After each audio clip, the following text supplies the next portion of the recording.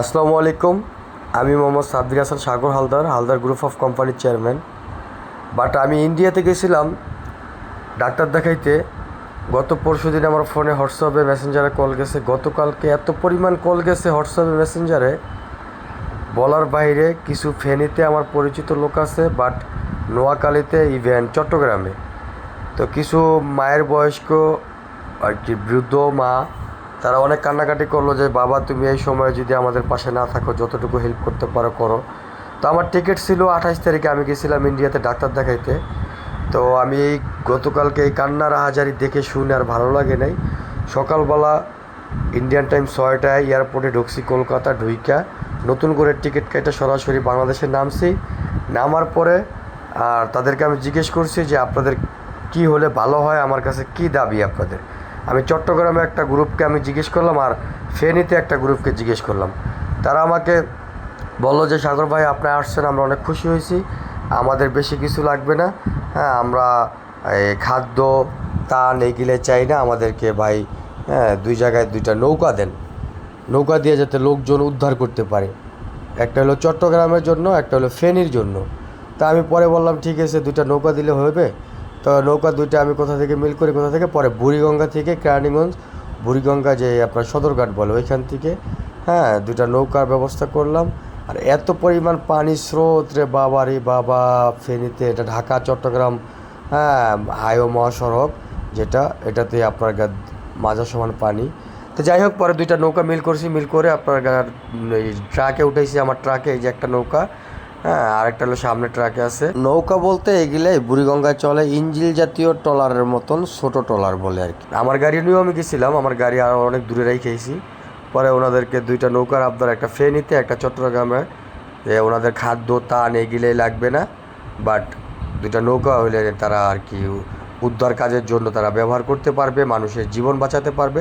পরে একটা নৌকা ট্রাকে ভরে দিলাম, সদরঘাট থেকে কিনে দিছি, দুটোটাই সদরঘাট থেকে কিনে দিছি। আর একটা নৌকা সামনে। তো আমরা আর কি এটি রাত্রে গাড়ি ছেড়ে আর কি আগেই ভাউ ঠাউ করে রাখছিলাম। আমাদের লোক ছিল আমার, আমি আগেই ফোনে বলে দিছিলাম, ওরা ভাউটাও করে রাখছে। আমি এয়ারপোর্টে নামার পরে সকালবেলা ভোরে এগুলো নিয়ে আমরা অলরেডি চলে আসছি। এই যে আরেকটা নৌকা, এই দুইটা নৌকা ট্রাকে করে চলে আসছি।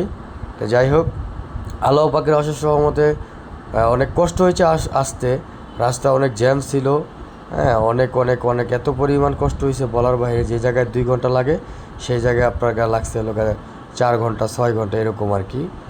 তা যাই হোক, ওনাদের আশা পূরণ করছে। ওনাদের খাদ্য ত্রাণ, খাবার, শুকনা খাবার এগুলোই লাগবে না, বলতেছে যে আমাদেরকে দুইটা নৌকা দেন, আপাতত আমরা লোকগুলার জীবন বাঁচাই।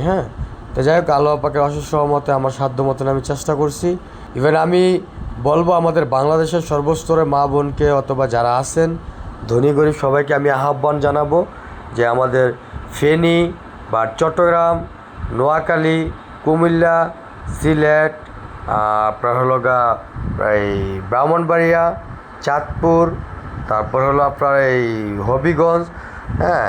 তো যাই হোক, সবাই যেন সহযোগিতা করে, যেমন নৌকা নামাবে আর কি, কীভাবে নামাবে সেই প্ল্যান করতেছে।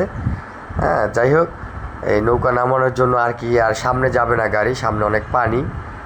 তা আমি মনে করব যে পানির যে স্রোত, এটা কিন্তু ঢাকা চট্টগ্রাম হাইওয়ে মহাসড়ক, এটা কিন্তু আমি যেই জায়গায় দাঁড়ায় আছি এটা কিন্তু আপনার ঢাকা চট্টগ্রাম হাইওয়ে মহাসড়ক। আমারও শরীরটা ভালো না, আমার জ্বর ঠান্ডা, আমি অসুস্থ। আমি গেছিলাম ইন্ডিয়াতে ডাক্তার দেখানোর জন্য। তো মা বোনদের ভাইদের কান্নার হাজারি শুনে আমি চলে আসছি। আমার 28 তারিখের টিকিট ছিল, সেটা বাদ করে আমি সকালবেলা এয়ারপোর্টের ভিতরে গিয়ে সরাসরি টিকিট কেটে তারপর ঢাকাতে ভরে চলে আসছি। আর এত পরিমাণ পানি বলার বাইরে, আর পানি যে স্রোত আর পানি যে ঠান্ডা, আমি আর কি জন্মের পরে এরকম পানি রাস্তায় দেখছি কিনা আমি জানি না, তবে আপনারা কে দেখছেন কিনা আমি জানি না।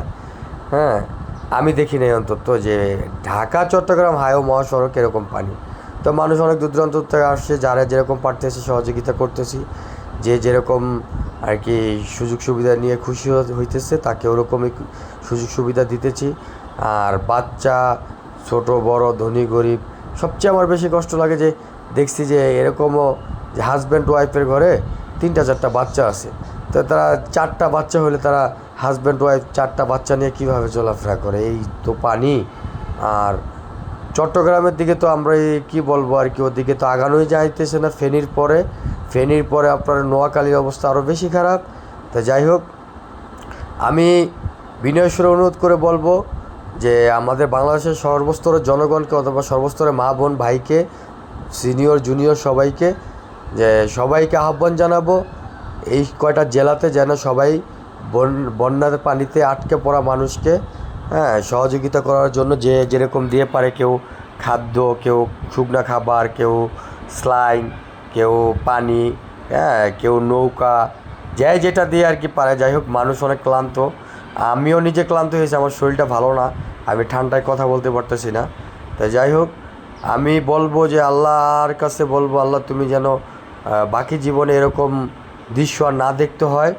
কারণ এই চোখের সামনে দেখলাম তো আর কি, মনকে বুঝাইতে পারি না যে ঢাকা চট্টগ্রাম মহাসড়কের মতন একটা সড়কে এরকম পানি আমি আমার লাইফে কখনো আমি দেখি নাই।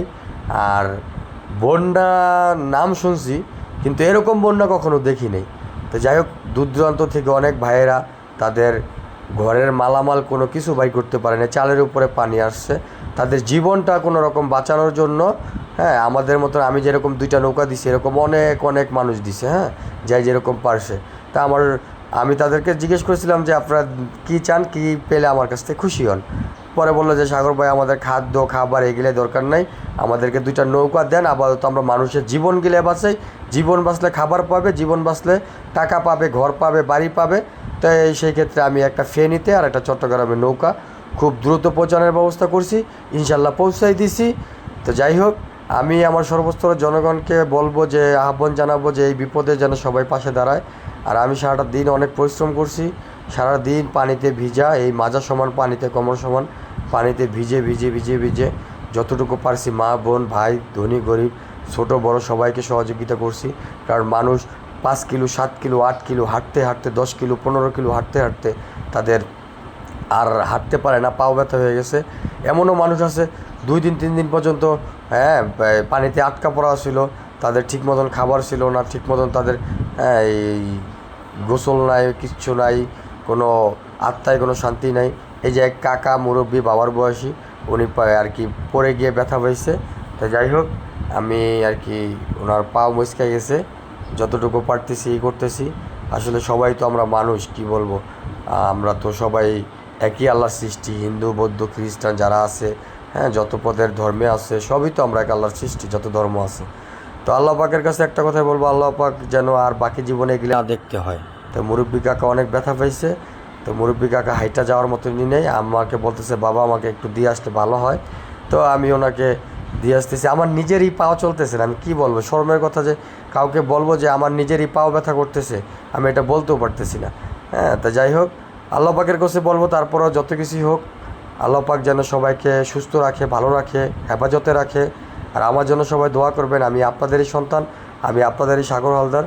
আমি যথাযথ চেষ্টা করি মানুষের মুখে হাসি ফোটানোর জন্য, যতটুকু আল্লাহ আমাকে তৌফিক দান করছে। আসলে আমার শরীরটা ভালো না, আমি ডাক্তার দেখাইতে গেছিলাম, সব কিছু ফালাই রেখে আমি চলে আসছি এই ফেনীতে উদ্ধার কাজের জন্য। বন্যার পানিতে আটকা পড়া মানুষকে উদ্ধার করছি। ইনশাল্লাহ সবাই আমার জন্য দোয়া করবেন, আমি যেন আপনাদের ভালোবাসা নিয়ে গরিব দুঃখীর পাশে সবসময় বিপদে পড়া মানুষের পাশে দাঁড়াতে পারি। আমার বেশি বড় হওয়ার স্বপ্ন নয়, আমি আপনাদের ভালোবাসা নিয়ে সবসময় থাকতে চাই।